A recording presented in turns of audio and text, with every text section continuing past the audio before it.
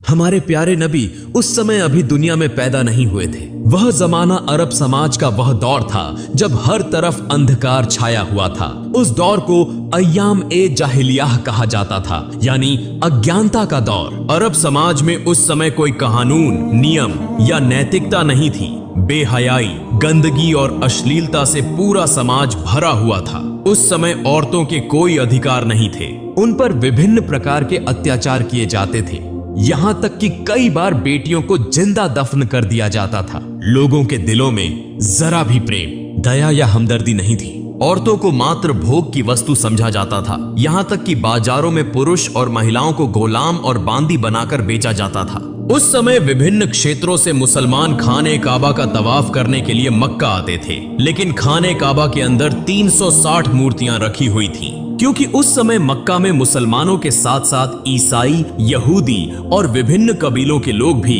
व्यापार के लिए स्थायी या अस्थायी रूप से बसे हुए थे। उनमें काफिरों और मुशरिकों की संख्या अधिक थी, इसी कारण उनका दबदबा सब पर बना हुआ था। फिर 570 ईस्वी का समय आया जब मक्का के प्रधान नबी करीम के दादा और कौरैश कबीले के सरदार अब्दुल मुत्तलिब थे, जो खाने काबा की देखभाल के जिम्मेदार भी थे। उस समय नबी अपनी माता आमिना के गर्भ में थे। इसी दौरान एक दिन अरब में एक बड़ी हाथियों की सेना दिखाई दी, जो धीरे धीरे मक्का की ओर बढ़ रही थी। लोग उनके भय से अपने घर बार छोड़कर भागने लगे थी, क्योंकि वे उनका मुकाबला करने की ताकत नहीं रखते थे। यहां तक कि वह सेना कई मक्का वासियों को कैद करके उन पर जुल्म और अत्याचार करने लगी और नबी के दादा अब्दुल मुत्तलिब के 200 ऊंटों सहित मक्का के सभी ऊंट छीन लिए ताकि कोई उनसे लड़ न सके। उसी समय नबी के चाचा अब्बू तालिब आकर अब्दुल मुत्तलिब को मक्का की स्थिति से अवगत कराते हैं और कहते हैं, अब्बा, हम उस हाथियों की सेना से लड़ नहीं सकते, इसलिए हमें उनके सामने हथियार डाल देने चाहिए। तब अब्दुल मुत्तलिब अपने बेटे अबू तालिब को लेकर हाथियों की सेना के सरदार से मिलने के लिए रवाना होते हैं। इस सेना का सेनापति था मक्का के पड़ोसी क्षेत्र यमन का शासक अबरहा। वह बहुत शक्तिशाली और प्रभावशाली था। हालांकि अरब समाज उस समय अंधकार में डूबा हुआ था, लेकिन दुनिया के अधिकांश लोग जान चुके थे कि इस्लाम ही सबसे उच्च, सच्चा और शांति का धर्म है। इसी कारण विभिन्न क्षेत्रों के लोग इस्लाम स्वीकार कर रहे थे और समूहों में हज के लिए मक्का आते थे। इस्लाम और खाने काबा की यह लोकप्रियता देखकर अब्रहा ने अपनी शक्ति के बल पर यमन की राजधानी सना में खाने काबा जैसा एक गिरजाघर बनाया, क्योंकि वह चाहता था कि लोग ईसाई धर्म स्वीकार करें और उसके बनाए हुए गिरजे में अधिक से अधिक आएं। लेकिन जब अब्रहा ने देखा कि उसकी इच्छा पूरी नहीं हो रही थी, तो वह अत्यंत क्रोधित हो गया और उसने निर्णय कर लिया कि वह खाने काबा को ढा देगा। फिर अब्रहा 60,000 सैनिकों और 13 हाथियों के साथ मक्का की ओर रवाना होता है। उसी समय अब्दुल मुत्तलिब उसके पास पहुंचकर उससे कहते हैं, मैं तुम्हें चेतावनी देता हूं, जिस घर को तुम गिराना चाहते हो वह अल्लाह का घर है, इसलिए इस खतरनाक काम से बाज आ जाओ। लेकिन अब्रहा ने उनकी बात सुनने से इनकार कर दिया। तब अब्दुल मुत्तलिब ने उससे कहा, तुम मेरे ऊंट वापस कर दो। यह सुनकर अब्रहा हैरान हो गया और बोला, मैं तुम्हारे पवित्र उपासना स्थल को गिराने आया हूं, जहां तुम्हारे पूर्वज पूजा करते रहे हैं। इससे तुम्हारी इज्जत और पहचान मिट्टी में मिल जाएगी। मगर तुम्हें इसकी कोई चिंता नहीं, तुम सिर्फ अपने ऊंट वापस लेने आए हो। तब अब्दुल मुत्तलिब ने उत्तर दिया, मैं अपने ऊंटों का मालिक हूं, इसलिए मैं उन्हें लेने आया हूं। लेकिन इस मक्का और खाने काबा का असली मालिक अल्लाह है। निश्चित रूप से मुझे विश्वास है कि अल्लाह स्वयं ही इस काबा की रक्षा करेगा। अब्रहा ने उत्तर दिया, आज मैं यह भी देखना चाहता हूं कि तुम्हारा अल्लाह किस तरह मेरे हाथों से खाने काबा को बचाता है। फिर अब्रहा ने अब्दुल मुत्तलिब को उनके ऊंट वापस कर दिए और अब्दुल मुत्तलिब अपने घर लौट आए। अगले दिन सुबह अब्रहा अपनी हाथियों की सेना के साथ मक्का में प्रवेश करने के लिए बढ़ रहा था, लेकिन जैसे ही हाथी खाने काबा की सीमा में पहुंचे, वे आगे बढ़ने के लिए तैयार नहीं थे। ऐसा लगा जैसे उनके पैर पत्थर के हो गए हों और किसी चीज में जकड़े हुए हों। अब्रहा और उसके सैनिक चालाकी से जबरदस्ती हाथियों का रुख मोड़ देते हैं और उन्हें अच्छा अच्छा खाना खिलाते हैं। वे खाने की ये सभी चीजें खाने काबा के सामने फैला देते हैं ताकि हाथी लालच में आकर दोबारा खाने काबा की ओर बढ़े। इधर अब्दुल मुत्तलिब बहुत अधिक चिंतित थे। दुखी मन से वे खाने काबा के पास आते हैं। खाने काबा के दरवाजे पर एक जंजीर थी। अब्दुल मुत्तलिब ने उस जंजीर को मजबूती से पकड़ लिया और अपना सिर दरवाजे पर रख दिया। फिर अल्लाह ताला से दुआ करने लगे, हे अल्लाह, यह घर तेरा है और इसकी रक्षा की जिम्मेदारी भी तेरी है। हम तो सिर्फ तेरे बंदे हैं, हमारे बस में कुछ भी नहीं। अब तू ही अपने घर की रक्षा कर। यह दुआ करते हुए उनकी आंखों से आंसू बहने लगे। तभी अचानक अब्दुल मुत्तलिब ने आकाश से एक आवाज सुनी। वे धीरे धीरे आगे बढ़े और जैसे ही उन्होंने नजर उठाई, उन्होंने देखा कि आकाश से सैकड़ों अबाबील पक्षी मक्का की ओर आ रहे हैं। अब्दुल मुत्तलिब आश्चर्य से पक्षियों को देख रहे थे और मन में सोच रहे थे, शायद यह अल्लाह की ओर से भेजी गई वह रहमत है जो आज खाने काबा को बचाने के लिए आई है, वरना इतने अधिक अबाबील पक्षी यहाँ क्यों आए हैं। हर अबाबील के पास 3-3 कंकड़ियां थीं। एक कंकड़ी उनकी चोंच में थी और 2 कंकड़ियां उनके पंजों में थीं। अब्दुल मुत्तलिब ने देखा कि सभी अबाबील पक्षियों ने खाने काबा के चारों ओर घेरा बना लिया है, यहां तक कि वे तवाफ कर रहे हैं। तब वे समझ गए कि आज दुनिया की कोई ताकत खाने काबा को नष्ट नहीं कर सकती। फिर सभी अबाबील पक्षी तेजी से अब्रहा की हाथियों की सेना और उसके सैनिकों पर टूट पड़े। अब्रहा के सैनिक पक्षियों को देखकर बेहद डर गए और वहां से भागने लगे। लेकिन तब तक सभी अबाबील पक्षी अपनी चोंच और पंजों में मौजूद कंकड़ियां अब्रहा की सेना और हाथियों पर बरसाने लगे, जैसे आकाश से पत्थरों की बारिश हो रही हो। यह देखने में आया कि हर कंकड़ी सैनिकों के शरीर को चीरकर आर पार हो रही थी और पलों में पूरा लश्कर नष्ट हो गया। यहां तक कि अब्रहा भी वहीं मारा गया और अल्लाह ताला ने उन काफिरों को तबाह कर दिया। यह अल्लाह रब्बुल आलमीन की कुदरत थी कि उन्हीं छोटे छोटे पत्थरों के जरिए 60,000 सैनिक और 13 हाथी नष्ट हो गए। यह घटना कुरान पाक की सूरह अल फील में बयान की गई है, जहां अल्लाह ताला फरमाते हैं, क्या तुमने नहीं देखा कि तुम्हारे रब ने हाथी वालों के साथ क्या सलूक किया? क्या उसने उनकी चालाकी को नाकाम नहीं कर दिया?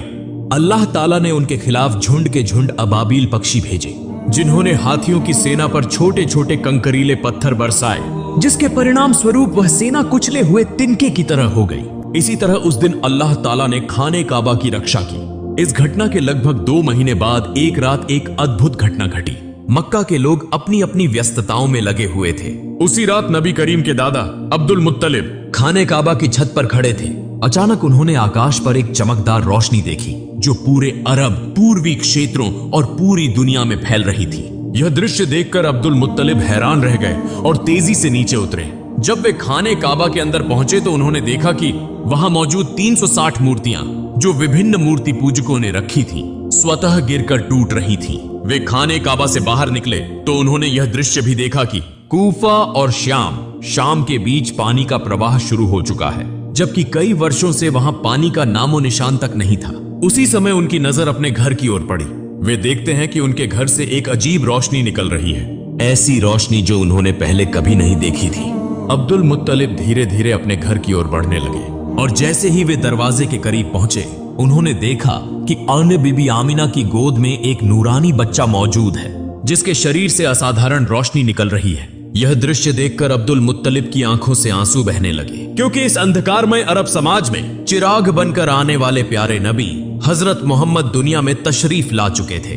अगले दिन अब्दुल मुत्तलिब ने अपने प्यारे नवासे की अकीकी की, ऊंट ज़बह किया और गरीबों व जरूरतमंदों को खाना खिलाया। इस मौके पर उनके बेटे अबू तालिब भी उनकी मदद कर रहे थे। इसी दौरान नबी के चाचा अबू लहब वहां पहुंचे, मगर जब उन्हें पता चला कि उन्हें गरीबों के साथ बैठकर खाना पड़ेगा तो वे दरवाजे से ही वापस लौट गए, क्योंकि अबू लहब बहुत घमंडी इंसान था। इधर हजरत आमिना के सीने में दूध नहीं था, इसलिए नबी करीम को दूध पिलाने के लिए एक आदायु को बुलाया गया। वह दाई दरअसल अबू लहब की पत्नी की बांदी थी। जब अबू लहब घर वापस आया तो उसकी पत्नी ने उससे गुस्से में झगड़ा किया कि तुमने मेरी बांदी को यह काम करने क्यों दिया, क्योंकि असल में के अबू लहब की पत्नी भी बहुत घमंडी औरत थी। दूसरी ओर यहूदी विद्वान एक स्थान पर बैठकर आपस में चर्चा कर रहे थे। वे यह समझ चुके थे कि जरूर कोई खास बच्चा पैदा हुआ है, क्योंकि वो उनकी धार्मिक किताबों में इसका उल्लेख था। जिस रात प्यारे नबी का जन्म हुआ, उस रात आकाश पर जो प्रकाश प्रकट हुआ, उसे देखकर यहूदी और ईसाई विद्वान समझ गए थे कि वह बच्चा दुनिया में आ चुका है। मगर ये यहूदी सबसे अधिक चिंतित थे, क्योंकि उनमें से किसी भी यहूदी के घर ऐसा बच्चा पैदा नहीं हुआ था। तो फिर वह बच्चा कौन हो सकता है? इसीलिए यहूदी सरदारों ने कई बच्चों को खरीदने की कोशिश की, ताकि उस बच्चे को अपनी जाति में शामिल कर सकें। बल्कि उन्होंने कई धोखेबाज औरतों को पैसे देकर वो आदेश दिया कि वे किसी खास निशानी के माध्यम से उस नबी को खोजें। कुछ दिनों बाद बच्चों के नाम रखने का एक समारोह हो रहा था। वहां कई बच्चों के नामों की घोषणा की जा रही थी और सभी लोग खुशियां मना रहे थे। इसी सभा में अब्दुल मुत्तलिब भी आए, अपने प्यारे नवासे को गोद में लिया और उसका नाम रखने के लिए आगे बढ़े। अब्दुल मुत्तलिब पहले उस काले पत्थर पर हाथ रखते हैं, तभी खाने काबा के दरवाजे का कुंडा दरवाजे पर खुद ब खुद टकराने लगता है और नन्हे नबी के शरीर से नूर की किरणें निकलने लगती हैं। अब्दुल मुत्तलिब सबके सामने खड़े होकर बच्चे का नाम मोहम्मद रखने की घोषणा करते हैं। यह सुनकर वहां मौजूद विभिन्न कबीलों के लोग हैरान रह जाते हैं और कहने लगते हैं, यह कैसा नाम है? यह तो हमारे किसी देवी या देवता के नाम से नहीं मिलता। वास्तव में उन्होंने इससे पहले मोहम्मद नाम कभी नहीं सुना था, इसीलिए लोग आपस में इस नाम पर बहस करने लगे। तभी नबी के चाचा अबू तालिबा आगे आते हैं और कहते हैं, ए लोगो, चुप हो जाओ, यह बच्चा मोहम्मद के नाम से जाना जाएगा और तुम लोग इस नाम को कभी भी बदल नहीं सकते। यह कहकर उन्होंने सबको शांत करा दिया और सभी ने उनकी बात मान ली। फिर देखा गया कि अबू लहब अपनी कट पत्नी की बांदियों को वापस लेने आया था, जिसने नबी करीम को सबसे पहले दूध पिलाया था। अब नबी भूखे थे मगर उन्हें दूध नहीं मिल रहा था। यह देखकर अब्दुल मुत्तलिब सीधा अबू लहब के पास गए और उससे इसका कारण पूछा। अबू लहब कहने लगा, यह बांदी मेरी पत्नी ने मुझे तोहफे में दी थी, इसलिए इसकी मालकिन मेरी पत्नी है। यह सुनकर अब्दुल मुत्तलिब गुस्से में आ गए और कहा, तुम मोहम्मद के चाचा होकर भी ऐसी बात कर रहे हो, जबकि मैं तो मोहम्मद के लिए अपनी जान भी देने को तैयार हूँ, मगर अल्लाह ही सबसे बड़ा रक्षक है। इसीलिए नबी करीम ज्यादा दिनों तक दूध के बिना नहीं रहे। उस समय अरबों की परंपरा थी कि बच्चे के जन्म के बाद उसे दूध पिलाने और पालन पोषण के लिए देहाती औरतों को सौंप दिया जाता था, ताकि वह खुली हवा में पलकर मजबूत हो। इसका एक और लाभ यह था कि बच्चे को शुद्ध अरबी भाषा सिखाई जाती थी। उन बंजारिन महिलाओं को इस सेवा के बदले अच्छा इनाम भी दिया जाता था। हर साल रेगिस्तानी महिलाएं मक्का आती थीं ताकि बच्चों को गोद ले सके। इस साल भी कई महिलाएं अपने पतियों के साथ मक्का पहुंची थीं। उनमें एक जोड़ा ऐसा भी था जो रास्ते की भीषण गर्मी के कारण थक चुका था और उनका ऊंट भी कमजोर हो चुका था। मजबूरी में उन्होंने सबसे पहले अपना ऊंट सस्ते दामों में बेच दिया और फिर बच्चे की तलाश में निकल पड़े, क्योंकि वे देर से पहुंचे थे। इसलिए दूसरी महिलाएं पहले ही सभी बच्चों को ले चुकी थीं। यह देखकर उनका दिल उदास हो गया। इसी दौरान जब कसाई उनके बेचे हुए ऊंट को ज़िबह करने लगा तो अचानक ऊंट खड़ा हो गया, भागने लगा और सीधा नबी करीम के घर में प्रवेश कर गया। यह देखकर वह महिला भी ऊंट के पीछे पीछे दौड़ती हुई नबी के घर पहुंच गई। नबी करीम की माता हजरत आमिना उस महिला को थका हुआ और भूखा देखकर उसे अपने घर में भोजन के लिए ले जाती है और अपने बच्चे को पालने में लिटा देने के लिए कहती है। जब वह महिला अपने बच्चे को पालने में रखने लगती हैं, तो अचानक वह नन्हे मोहम्मद को देखती हैं, जिनके शरीर से नूर की किरणें चमक रही थीं। यह देखकर वह महिला आश्चर्यचकित रह जाती हैं। फिर उन्होंने नन्हे मोहम्मद को अपनी गोद में उठा लिया और उन्हें भूखा देखकर दूध पिलाया। यही महिला नबी की दूध मां हजरत हलीमा सादिया थी। चूंकि नबी करीम की परवरिश के लिए ज्यादा इनाम देने वाला कोई नहीं था, इसलिए अब तक किसी ने नबी को गोद नहीं लिया था। इस मामले में हजरत अब्दुल मुत्तलिब और हजरत आमिना हजरत हलीमा और उनके पति से पाम की बातचीत करते हैं। हजरत हलीमा और उनके पति यह जानते हुए भी कि उन्हें ज्यादा इनाम नहीं मिलेगा, इस बात पर राजी हो जाते हैं। फिर हजरत आमिना अपनी सारी तकलीफों के बावजूद अपने लखते जिगर को हजरत हलीमा के सुपुर्द कर देती हैं। अब बदले में उन्हें 2 ऊंट और एक गधा दिया जाता है। जब हजरत हलीमा नबी को लेकर अपने इलाके में पहुंचती हैं, तो वहां को बारिश होने लगती है। हालांकि इससे पहले कई सालों से वहां बारिश नहीं हुई थी। साथ ही जब से नबी करीम हजरत हलीमा के घर आए, तब से उनके घर में अल्लाह की रहमतों की बारिश होने लगी। यूं 2 साल का अरसा गुजर गया। जब मुआहिदे की मुद्दत पूरी हो गई, तो हजरत हलीमा और उनके पति नबी करीम को वापस उनकी मां हजरत आमिना के पास ले आते हैं। जैसे ही नबी आते हैं, तो खाना ए काबा नूर से जगमगा उठता है। दूसरी तरफ हजरत आमिना अपने बेटे को देखकर खुशी से रो पड़ती हैं। लेकिन इसी वक्त काबा के आसपास एक महामारी फैल चुकी थी। साथ ही हजरत अब्दुल मुत्तलिब को खबर मिलती है कि बन यहूदी अब भी नबी को तलाश करने की कोशिश कर रहे हैं। किसी भी खतरे से बचाने के लिए हजरत अब्दुल मुत्तलिब दोबारा नबी को हजरत हलीमा के पास भेज देते हैं। फिर और 2 साल गुजर जाते हैं। अचानक एक दिन हजरत हलीमा सख्त बीमार हो जाती हैं। वहां के हकीम और जादूगर उन्हें ठीक करने की कोशिश करते हैं, लेकिन कोई फायदा नहीं होता।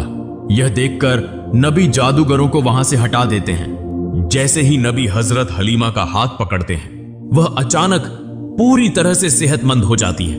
यह देखकर जादूगर हैरान हो जाते हैं और तुरंत वहां से चले जाते हैं। और लेकिन वे समझ चुके थे कि यही वह खास बच्चा है, इसीलिए उन्होंने यह खबर यहूदियों को दे दी। यह सुनकर नबी को पकड़ने के लिए दुश्मनों ने हजरत हलीमा के घर पर हमले शुरू कर दिए। हजरत हलीमा और उनके पति ने नबी को बचा लिया, मगर वे आने वाले खतरों को भांप चुके थे।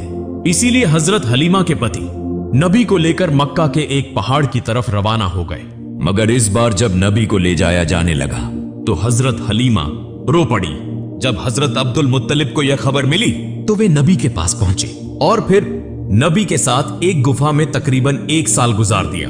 जब नबी वहां मौजूद थे तो घी से पूरा रेगिस्तान जिंदगी से भरपूर हो गया था। फिर एक दिन हजरत आमिना इस गुफा से नबी को लेकर मदीना आती हैं ताकि अपने रिश्तेदारों से मुलाकात करें और नबी के बीवी वालिद हजरत अब्दुल्लाह की कब्र की जियारत करें। दरअसल नबी करीम की पैदाइश से 2 महीने पहले हजरत अब्दुल्लाह तिजारत के सिलसिले में मदीना आए थे, जहां वह बीमार हो गए और इंतकाल कर गए। इसीलिए मदीना में ही उन्हें दफन किया गया था। हजरत आमिना यहीं बैठकर नबी को उनके वालिद के बारे में बताती हैं और कुछ वक्त नबी के साथ गुजारती हैं। लेकिन सिर्फ 2 महीने बाद हजरत आमिना अचानक बीमार हो जाती हैं और इसी बीमारी की हालत में मदीना से वापसी के दौरान रास्ते में ही हजरत आमिना का भी इंतकाल हो जाता है। चूंकि केवल 6 साल की उम्र में ही पैगंबर मोहम्मद अनाथ हो गए। लेकिन इसी दौरान जब यहूदियों ने पैगंबर पर हमला करने की कोशिश की तो पैगंबर मोहम्मद के चाचा हजरत अबू तालिब ने उन्हें रोक दिया। इसके बाद हजरत अबू तालिब पैगंबर को लेकर मक्का वापस आए और उन्हें उनके दादा हजरत अब्दुल मुत्तलिब के सुपुर्द कर दिया। पैगंबर मोहम्मद और हजरत अब्दुल मुत्तलिब हमेशा साथ रहते थे, यहां तक कि काबा की देखभाल, हज के लिए आने वाले जायरीनों की सेवा में पैगंबर अपने दादा की मदद किया करते थे। लेकिन एक दिन जब हजरत अब्दुल मुत्तलिब तवाफ़े काबा कर रहे थे तो वह अचानक बीमार हो गए। इसी मौके का फायदा उठाते हुए पैगंबर के अहंकारी चाचा अब्बू लहब कुरैश का सरदार बनना चाहते थे। लेकिन जल्द ही हजरत अब्दुल मुत्तलिब पैगंबर को हजरत अब्बू तालिब के हवाले कर देते हैं। कुछ दिनों बाद हजरत अब्दुल मुत्तलिब का इंतकाल हो जाता है। चूंकि केवल 8 साल की उम्र में पैगंबर मोहम्मद बिल्कुल अकेले हो जाते हैं। इसके बाद पैगंबर अपने चाचा हजरत अबू तालिब के साथ मक्का में रहने लगते हैं। वहां पैगंबर को बकरियां चराने सहित विभिन्न काम करते थे। लेकिन एक दिन पैगंबर देखते हैं कि उनके अहंकारी चाचा अबू लहब सुवैबा नाम की एक बांदी को किसी दूसरे के हाथों बेच रहे हैं। सुवैबा का पति अबू लहब से बार बार विनती करता है कि वह उसे न बेचे क्योंकि वह बीमार थी। अबू लहब जवाब में कहते हैं, अगर तुम मेरे पैसे वापस कर दो तो मैं उसे नहीं बेचूंगा। तभी पास खड़े पैगंबर कहते हैं, चाचा आप उस सुवैबा को आजाद कर दें, मैं खुद आपकी रकम वापस कर दूंगा। पैगंबर मोहम्मद की इस महान दरिया दिली की वजह से सुवैबा को आजाद कर दिया जाता है। दरअसल सुवैबा वही महिला थी जिन्होंने सबसे पहले पैगंबर मोहम्मद को दूध पिलाया था। फिर एक और दिन पैगंबर मोहम्मद देखते हैं कि एक व्यक्ति अपनी बेटी को जिंदा दफनाने के लिए ले जा रहा है। इस दौरान उसकी पत्नी अपने पति के पैरों को पकड़कर रो रही थी और उससे विनती कर रही थी कि वह ऐसा न करे। पैगंबर मोहम्मद उस नन्ही बच्ची को गोद में लेकर उस व्यक्ति के पास आते हैं और उसे समझाते हैं कि बेटी माता पिता के लिए रहमत होती है। पैगंबर की बातें सुनकर उस व्यक्ति का दिल मोहब्बत और रहमत से भर जाता है और वह अपनी बेटी को खुद अपनी गोद में उठा लेता है। इस तरह समय बीतता गया और पैगंबर की उम्र 12 साल हो गई। इधर उनके चाचा अब्बू तालिब चूंकि एक व्यापारी थे तो अरब की परंपरा के अनुसार वह हर साल शाम सीरिया की यात्रा किया करते थे।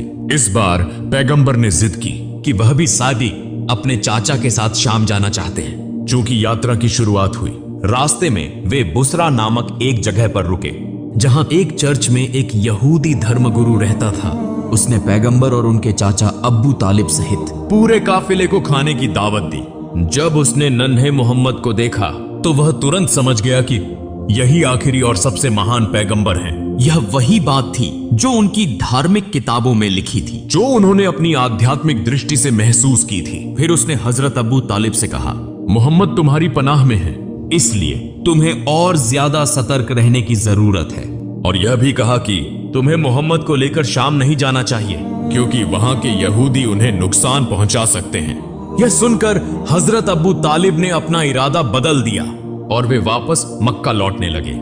लेकिन रास्ते में वे उस यहूदी धर्मगुरु को घायल अवस्था में देखते हैं जिसने बार बार पैगंबर मोहम्मद को नुकसान पहुंचाने की कोशिश की थी। यह देखकर पैगंबर अपनी सवारी से उतरते हैं और उस यहूदी के मुंह में पानी डालते हैं, फिर उसे समुद्र के करीब ले आते हैं। वहां पैगंबर देखते हैं कि एक महिला और उसके 2 बच्चों को जंजीरों से बांधकर एक मूर्ति के सामने रखा गया था, ओबली के लिए।